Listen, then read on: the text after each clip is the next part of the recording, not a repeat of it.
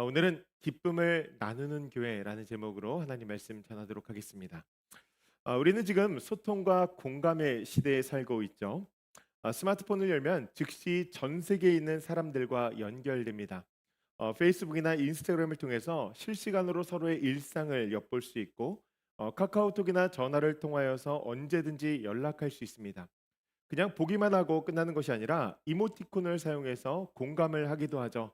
뭐 웃는 얼굴도 있고 우는 얼굴도 있고 또 하트도 있고 이렇게 엄지척하는 것들도 있고, 과학의 발전으로 인하여서 전 세계에 흩어져 있는 누구와도 우리가 제약 없는 소통을 하게 되었는데, 역설적이게도 사람들은 점점 더 고립되고 소외되고 외로움 가운데 몸부림치고 있다는 것입니다.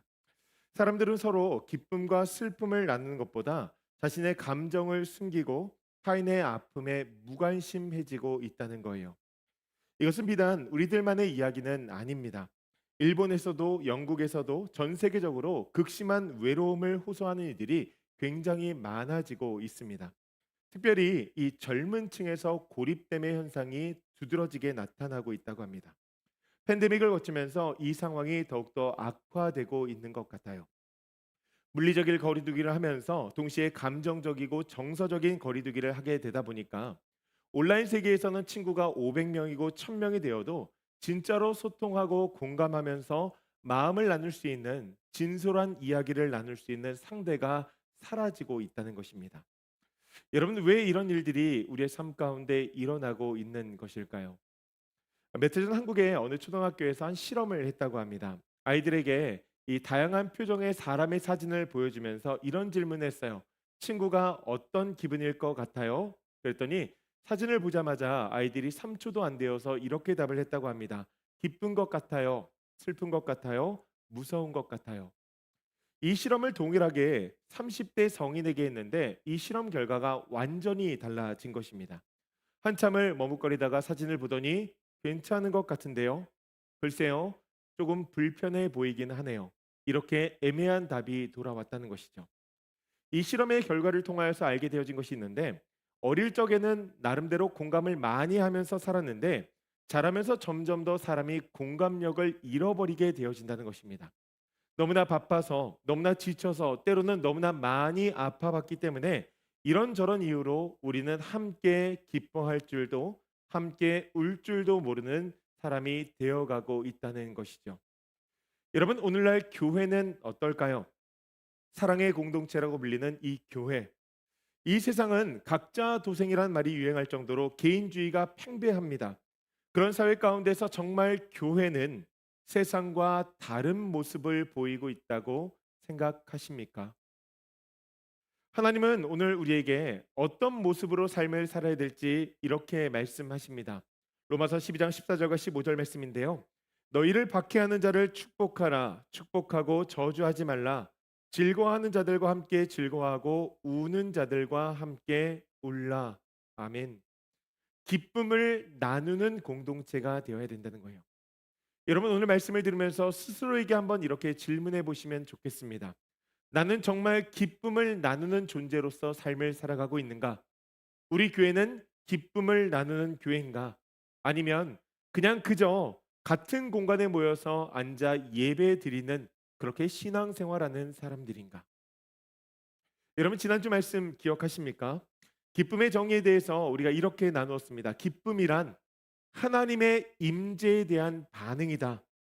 하나님이 우리 가운데 계시다는 것을 깨달았을 때, 우리가 그분과 동행하며 살아갈 때 우리 마음에 자연스럽게 일어나는 현상이 바로 기쁨이라고 하는 것입니다.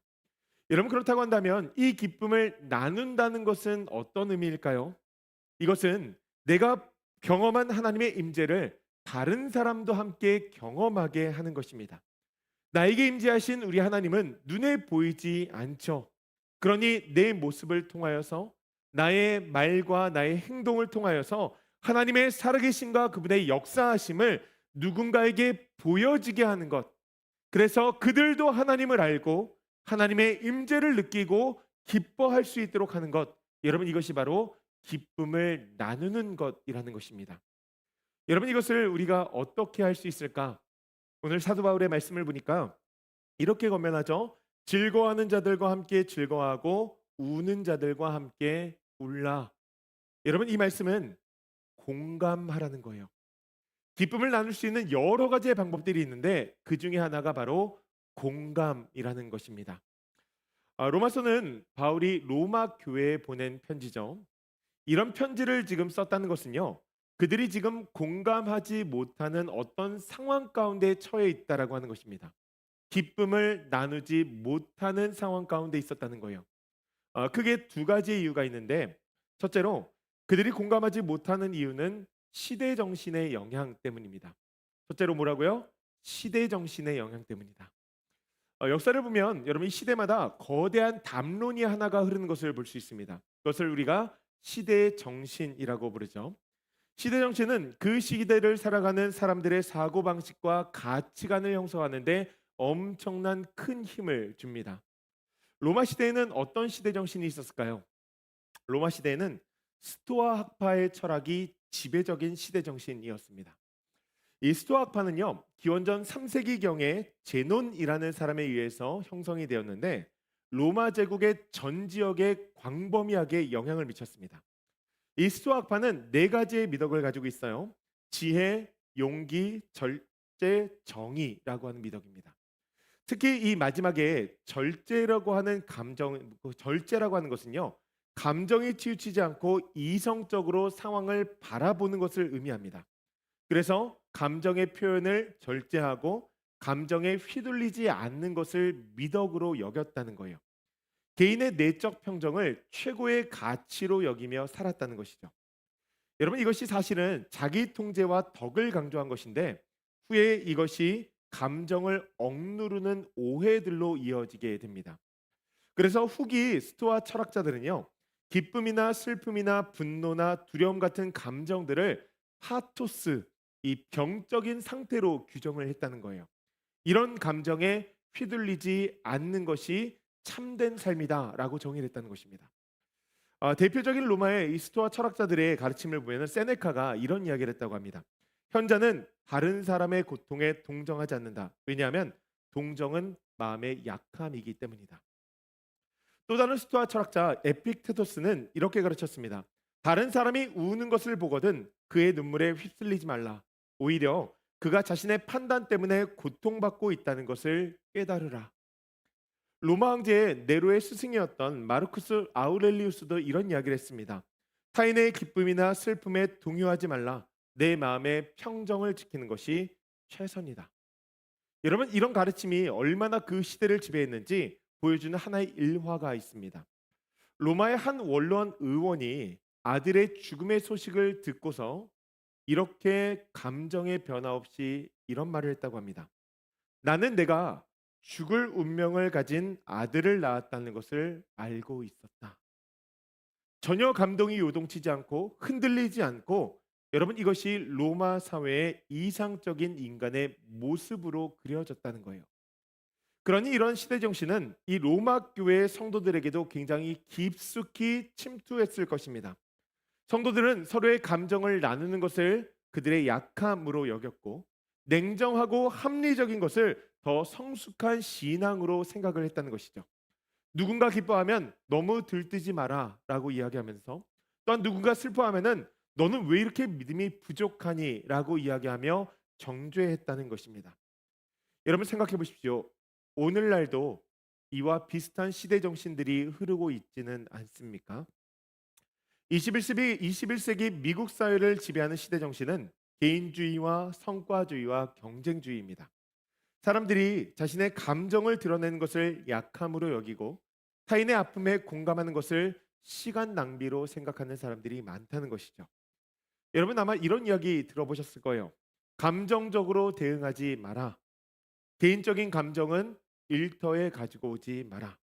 여러분 이런 말들이 일상화되어져 있다는 것입니다.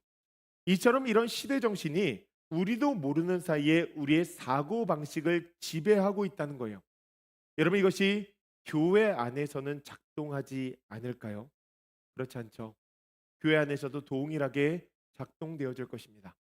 사람들은 감정을 드러내지 않고 아픔을 드러내지 않고 적당한 관심과 적당한 관계를 유지하는 것을 신앙생활의 미덕으로 여긴다는 것이죠. 사랑하는 조이필교회 성도님들, 진정한 교회 공동체는 서로의 감정을 나누고 공감하는 것에서부터 시작이 되어집니다. 여러분, 기쁨을 나누면 두 배가 되어지고 슬픔을 나누면 반이 되어진다는 말처럼, 감정을 나눌 수 있다는 것은 하나님께서 한 몸 공동체인 교회에 주신 특별한 선물임을 믿으시기 바랍니다. 그 선물을 우리가 과감히 누리며 살아갈 수 있는 조이필교회 성도들 되기를 주님의 이름으로 간절히 축복합니다. 두 번째로 그들이 공감하지 못한 이유는 서로의 다른 백그라운드를 이해하지 않았기 때문입니다. 예루살렘에서 초대교회가 시작된 이후에 얼마 지나지 않아 로마에도 복음이 전해지기 시작했습니다. 로마로부터 예루살렘에 왔던 유대인들이 그 자리에서 복음을 듣고 오순절에 성령을 체험하고 돌아가 자신이 살고 있는 로마 사회에 복음의 씨앗을 뿌리게 되었기 때문이죠. 거기서부터 로마 교회가 시작된 것입니다. 학자들은 이 시기를 40년경이라고 이야기를 하거든요. 처음에는 유대인들을 중심으로 해서 교회가 형성이 되어졌습니다. 이들은 예루살렘에서 온 사람들도 있었을 것이고 로마에서 태어나서 자란 디아스포라 유대인들도 있었을 거예요. 그들은 여전히 자신의 삶의 방식대로 율법을 중심으로 구약에서 이야기하는 절기들을 지키고 음식법과 할례들을 지키면서 이 중요한 전통들을 믿음 가운데 이어갔습니다. 이후에 여러 경로로 이방인들 가운데에도 복음이 전해지죠. 이제는 유대인들뿐만 아니라 이방인들도 로마 교회의 구성원이 되어진 것입니다. 이들 중에는 로마의 시민권을 가진 자유인들도 있었고 노예들도 있었어요. 그리스 문화의 영향을 받은 사람들도 있었고 로마의 토착 종교의 배경을 가진 사람들도 있었습니다. 로마 교회 안에 굉장히 다양한 사람들이 공존하게 되었다는 거예요. 처음에 이 교회를 형성한 사람들이 유대인들이었기 때문에 그들이 중심을 잡고 유대교의 모습대로 예수를 믿으면서 공동체를 형성해 나갔습니다. 그렇게 전통이 세워질 때쯤에 하나의 특별한 사건이 일어나게 되어지는데, 그 사건이 무엇이냐면 유대인들 사이에서 예수가 그리스도인지에 대한 논쟁이 일어나게 된 거예요. 진짜 예수가 구원자가 맞냐라고 하는 그 논쟁이 유대인들 사이에서 일어나게 되어진 것이죠. 로마가 이것을 크레스투스 사건이라 불렀는데, 이것이 로마 사회의 치안을 위협할 정도로 굉장히 격화되어진 것입니다. 그러니까 시위가 일어나고 데모가 일어났다는 거예요. 이를 보다 못한 이 클라우디우스 황제가 49년에 모든 유대인들은 로마에서 떠나라 이 추방령을 내립니다. 결국 유대인들은 그 자리 가운데에서 예수를 믿는 사람도 예수를 믿지 않는 사람도 모두 다 삶의 터전을 잃어버리고 로마로부터 떠나게 되었어요. 사도행전 18장에 나오는 아굴라와 브리스길라라는 사람이 로마로부터 쫓겨난 유대인 크리스천들입니다. 그러면 이제 유대인들이 떠난 이 로마 교회는 어떻게 되었을까요? 이방인들만 남게 되었겠죠. 그들은 남아서 로마 교회를 잘 유지하며 성장시켜 나갔습니다. 유대인들의 전통에 얽매이지 않고 자유롭게 자신들만의 개성이 담긴 복음의 전통을 하나씩 하나씩 만들어 갔다는 거예요. 그렇게 시간이 흘러서 54년도에 네로 황제가 즉위를 합니다. 네로의 통치 초기를 보면 모든 종교에게 우호적이었어요. 그래서 이 당시에 유대인들을 향한 추방령이 해제가 되어집니다. 그렇게 유대인 크리스천들이 다시 하나씩 둘씩 로마 교회로 돌아오게 된 거예요. 그리고 지난날 유대인들과 이방인들 사이에 있었던 이 문제들이 가시적으로 눈에 올라오기 시작했는데, 그것이 무엇이냐면 이 이방인들의 문화와 유대인들의 문화가 섞이지가 않는 것이죠. 유대인 크리스천들이요, 딱 와서 보니까 교회가 속된 말로 개판인 거예요. 자신들이 떠나 있는 동안에 이 안식구 첫날의 개념이 교회 안에 완전히 자리 잡게 되었고, 이방인들이 돼지고기를 먹지 말아야 되는데 삼겹살을 구워서 막 먹고 있는 거예요. 로마 현지의 문화들, 이 기독교적 재해석해 가지고서는 그런 것들을 교회 안에 받아들이고 있는 것이죠. 그러니 이 유대인 크리스천들이 충격을 받은 것입니다. 그들의 눈에는 이 교회가 하나님의 율법을 버리고 완전히 세속화된 교회가 되어버린 거예요. 여러분 반대로 이방인들, 이 크리스천들은 어땠을까요? 지금까지 교회를 지키면서 교회를 성장시켜 온 사람들, 유대인들이 돌아온 것은 너무나 좋은데 이들이 자꾸 이 율법을 가지고 우리를 다시 얽매려고 하는 거예요. 자신들이 지금까지 세워놓은 이 모든 것들을 자꾸 부정하면서 너희들 그것이 잘못됐다고 지적하는 것입니다. 결국에 이런 갈등들이 문화적인 차이를 넘어서 신학적인 논쟁을 야기하게 되어지죠. 예를 들면 유대인 크리스천들이요, 이렇게 주장하는 거예요. 하나님의 백성들이라면 하나님의 율법을 지켜야 된다. 안식일을 지키고 정결한 음식을 먹고 절기를 지키면서 신앙생활하는 것이 맞다. 반면에 이방인 크리스천들은요, 그리스도께서 우리를 율법 가운데 해방시키셨다, 이렇게 주장한 것이죠. 그들에게는 자유라는 것이 복음의 핵심 메시지가 되어진 거예요. 여러분 왜 그럴까요? 바울이 갈라디아서 쓰면서 이렇게 이야기하잖아요. 갈라디아서 5장 1절 말씀인데 우리 한번 같이 읽어볼까요? 함께 읽습니다. 그리스도께서 우리를 자유롭게 하려고 자유를 주셨으니 그러므로 굳건하게 서서 다시는 종의 멍에를 매지 말라. 아멘. 여러분 여기에 종의 멍에는요, 율법의 전통 중에 하나인 할례입니다. 그러니 이방인 크리스천들은 다시 율법의 멍에를 맬 수가 없는 거예요. 서로가 진리가 아닌 이 진리를 주장하면서 교회를 세우겠다고 하니까 서로의 기쁨과 슬픔을 나누는 것이 완전히 불가능해진 공동체가 되어버린 것이죠. 로마 교회 성도들이 같은 공간에서 같은 믿음으로 한 소망 가운데 하나님을 예배하지만 마음으로는 완전히 분리되어진 거예요. 어느 순간부터는 아예 이야기도 하지 않고 분리된 채 끼리끼리의 문화를 형성해 버린 것이죠. 각자의 그룹 안에서 기쁨을 나누고 그냥 그 끼리끼리의 감정을 나누면서 서로의 그룹에 대해서 비판적으로 대하며 그 사람들을 정죄하는 것입니다. 더 이상 자신의 삶의 자리를 넘어선 그 바운더리를 넘지 않는 거예요. 여러분 혹시나 이것이 오늘날 교회의 모습은 아닙니까? 현대교회도 비슷한 문제들을 많이 안고 있죠. 세대 간의 갈등이 굉장히 심각합니다. 뭐 예배를 봐도요, 기성세대는 이 전통적인 예배와 찬송을 선호하는 편이죠. 젊은 세대는 굉장히 현란한 현대적인 워십과 이 CCM 복음송을 좋아합니다. 기성세대가 조용하고 경건한 분위기 가운데에서 예배를 기뻐하면 젊은 세대는 그것이 너무나 답답하고 형식적이라고 이야기를 하죠. 반대로 이 젊은 세대가 자유롭고 역동적인 분위기 가운데서 예배를 드리면 기성세대는 그것이 가볍고 속되다고 비판합니다. 여러분 이 현대 교회를 가만히 보면 세대 간의 갈등 이외에도 문화적이고 이념적인 갈등들이 굉장히 많이 존재하고 있는 것을 볼 수 있어요. 여러분 이런 상황 가운데에서 진정한 기쁨을 나눈다. 여러분 이것은 쉽지 않은 일이죠. 그러니 교회 안에서도 서로를 배척하는 일들이 너무나 쉽게 일어나고 끼리끼리의 문화가 형성이 되면서 예수님께서 모두 허물었던 그 벽을 다시 한 장씩 한 장씩 벽돌을 채우면서 벽을 세우고 있는 것이죠.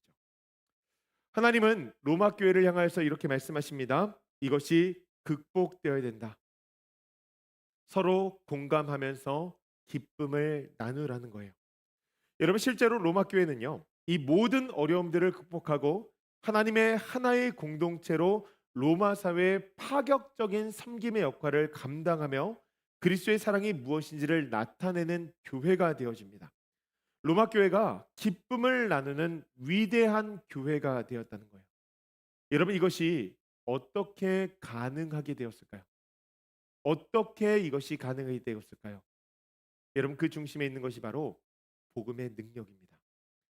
복음은요, 시대 정신과 문화적 차이, 개인적인 성향과 사회적 배경, 이 모든 장벽을 무너뜨리고 성도들로 하여금 예수 그리스도를 바라보며 진정한 공감을 하고 예수님을 사랑을 나누도록 만들어 버린다는 거예요. 여러분 왜 그럴까요? 그것이 바로 예수님께서 우리에게 행하신 일이거든요. 히브리서 4장 15절 말씀 보세요. 우리에게 있는 대제사장은 우리의 연약함을 동정하지 못하실 이가 아니요 모든 일에 우리와 같이 시험을 받으신 이로되 죄는 없으시니라. 아멘. 예수님께서 우리를 동정한다라고 말씀하시는데 여러분 이 단어가요. 함께 고통을 받는다라는 의미입니다. 그러니까 영어로 엠파시와 심파시 이 공감이란 단어의 어원이 된 단어가 바로 이 심파테오란 단어예요. 여러분 예수님은요. 단순하게 우리의 고통을 관찰하거나 이해하신 것이 아닙니다. 직접 이 땅에 내려와 우리와 함께 고통과 아픔을 경험하셨다는 거예요. 그 신이신 하나님께서 이 땅에 인간의 몸을 입고 내려와 영광의 보좌를 내리고 말구유 가운데 태어나 우리의 기쁨과 슬픔, 고통과 절망을 몸소 경험하셨다는 것입니다. 여러분 복음서의 말씀을 쭉 읽다 보면 예수님께서 이 사람들에게 계속해서 공감하는 모습을 볼 수 있죠. 나사로의 죽음 앞에서 그 슬픔을 당하고 있는 사람들 앞에서 공감하셨어요. 가나의 혼인 잔치 가운데에서 당황해하는 사람들 앞에서도 공감하셨어요. 오병이어의 굶주림 앞에서도 공감하셨습니다. 예수님은 모든 사람들의 그 마음을 공감하셨다는 거예요. 여러분 예수님의 그 공감의 절정이 무엇이냐면 바로 십자가입니다. 하나님께서 우리의 죄의 고통을 무관심하게 생각하신 것이 아니라 직접 우리의 죄의 올매로부터 벗어나게 해주시기 위해서 그 십자가에 달려 돌아가셨다라고 하는 것이죠. 여러분 이것이 바로 복음의 핵심입니다. 그래서 우리가 그 예수 그리스도의 십자가를 바라볼 때 이 복음을 깨닫게 되어지고 자신이 얼마나 큰 사랑과 공감을 받았는지 그 십자가 가운데서 알게 되어지면 자연스럽게 그 마음을 품고 다른 사람들을 긍휼의 눈으로 보면서 예수 그리스도의 사랑과 공감을 이루는 사람이 되어진다는 거예요. 여러분 이 진리가 요한일서 4장 19절 말씀에 기록이 되어져 있는데 이렇습니다. 우리가 사랑함은 그가 먼저 우리를 사랑하셨습니다. 여러분 공감도 마찬가지입니다. 우리가 공감함은 그가 먼저 우리에게 공감하셨습니다. 여러분 예수님의 사랑과 공감을 맛본 사람은 시대 정신이 아무리 개인주의를 부추기고 문화적 차이가 크다고 해도 개인적인 성향이 다르다고 해도 이 모든 것을 뛰어넘는 복음의 능력으로 하루하루를 살아가게 되어진다는 거예요. 여러분 그 능력이 무엇이냐면 고린도전서 12장 26절의 말씀입니다. 우리 한번 같이 읽어볼까요? 함께 읽습니다. 만일 한 지체가 고통을 받으면 모든 지체도 함께 고통을 받고 한 지체가 영광을 얻으면 모든 지체도 함께 기뻐하느니라. 아멘. 여러분 이것이 바로 예수님께서 말씀하신 교회의 본질이라는 거예요. 공감하는 것, 서로 아파하고 서로의 기쁨을 나누는 것, 이런 것을 이 공동체 가운데 누리고 또한 세상에 나아가 전하며 살아가는 것입니다. 여러분 우리가 그렇게 공감하며 기쁨을 나누며 살아갈 때 진짜 복음의 능력을 맛보게 되어져요.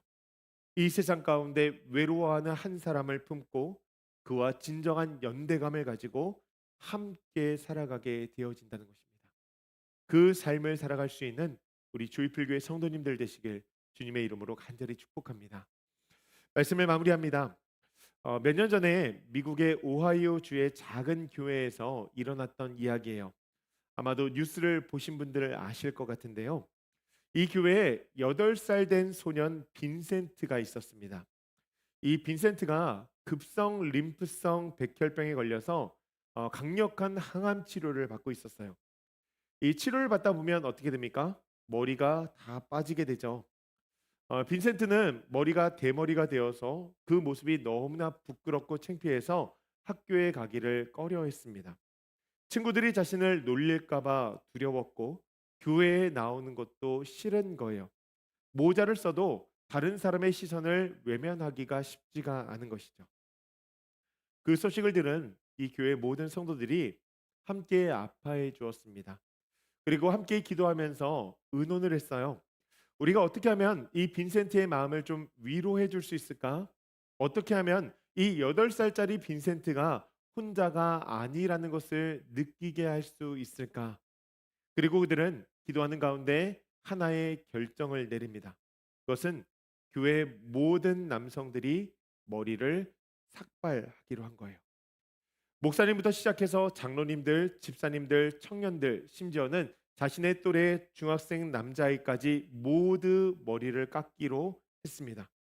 그리고 그 다음 주일에 빈센트를 초대했어요. 빈센트가 왔더니 놀라운 광경이 펼쳐진 거죠. 교회의 모든 사람들이 자신과 동일하게 민머리가 되어 있던 거예요. 그들이 빈센트에게 이런 얘기를 했다고 합니다. 빈센트야, 너는 혼자 아프지 않아. 우리가 함께 아파할게. 너 혼자 다르지 않아. 우리가 너와 동일해졌어. 빈센트는 그날 처음으로 미소를 지으면서 큰 소리로 이렇게 이야기했다고 해요. 저 이제 안 부끄러워요. 우리 모두가 똑같네요. 여러분 이 이야기가요. 지역 언론에 보도가 되어졌고 전국적으로 화제가 되어졌습니다. 굉장히 많은 사람이 감동을 받았고요.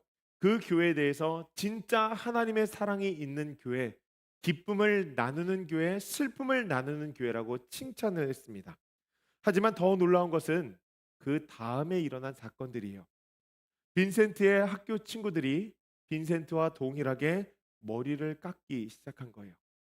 담임 선생님도 머리를 깎았고 교장 선생님도 머리를 따라했습니다.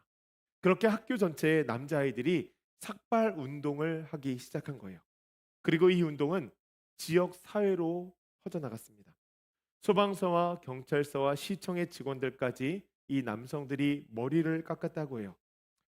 여러분 한 아이를 향한 교회의 사랑이 이 지역 사회 전체를 감동시키면서 그 사회를 변화시킨 것이죠. 여러분 이 아이가 얼마나 힘이 되어졌을까요? 빈센트가 이 치료를 열심히 받고 결국에는 성공적으로 치료를 마쳤다고 합니다. 머리카락도 다시 자라기 시작했다고 해요. 그때 함께 삭발했던 모든 사람들이 머리를 기르기로 했다는 거예요. 지금 빈센트는 건강한 청년이 되어서 그 교회를 열심히 섬기고 있다고 합니다. 그리고 그가 이런 간증을 종종 한다고 해요. 저는 그때 깨달았어요. 교회가 진짜 가족이라는 것을요. 혼자 아프지 않고 함께 기뻐하고 함께 울 수 있는 곳이라는 것을요. 그리고 그들의 사랑이 제 문제를 치료했다고 생각합니다. 사랑하는 주일불교회 성도님들, 여러분 이것이 바로 기쁨을 나누는 교회 모습이 아닐까요? 즐거워하는 자와 함께 즐거워하고 우는 자와 함께 우는 시대 정신에 휘둘리지 않고 문화적인 차이를 뛰어넘어서 복음의 능력으로서 하나가 되어지는 교회. 여러분 하나님께서 이 달라스 땅에 우리를 보내주시고 이 시간 가운데 우리를 이렇게 모이게 하신 것은요 결코 우연이 아닙니다. 하나님의 섭리가 있다는 거예요. 그렇기 때문에 하나님의 명을 받드는 우리들은요 서로의 기쁨과 슬픔을 나누며 세상에 하나님의 사랑을 보여주어야 될 사명을 가지고 있습니다. 여러분 그렇기 때문에 우리는 이 말씀을 들을 때 마음 가운데 결심하고 결단해야 돼요. 우리 교회가 세상에 참된 기쁨을 나누는 교회가 되어야 되겠구나. 하나님의 도구가 되어 우리가 세상의 기쁨을 나누기 위해서 힘써야 되겠구나. 여러분 그 헌신의 마음의 자세가 우리 마음 가운데 있어야 된다는 것이죠. 그래서 저는 우리 교회가 이런 교회가 되어지기를 소원해요. 세상에 있는 모든 사람들이 조이풀 교회라고 들었을 때 그래 그 교회는 진짜 기쁨이 있더라. 그 교회는 진짜 사랑이 있더라. 야 저런 공동체라면 나도 좀 한번 가보고 싶어. 여러분 그렇게 세상은 너무나 차갑지만 따뜻한 교회, 그런 교회가 되어지길 간절히 소원합니다. 여러분 진정한 교회가 그리스도의 몸이 되어질 때 세상은 변화되어진다는 거예요. 교회가 이 안에서 서로 공감하고 사랑하고 기쁨을 나누며 나아갈 때 세상에 있는 모든 사람들이 이 교회를 칭찬하게 될 것이고 우리가 믿는 예수님을 궁금해하게 되어질 것입니다. 여러분 그 위대한 역사에 함께 동참하며 하나님 나라를 확장하며 나아갈 수 있는 우리 모두가 되어지기를 주님의 이름으로 간절히 축복합니다.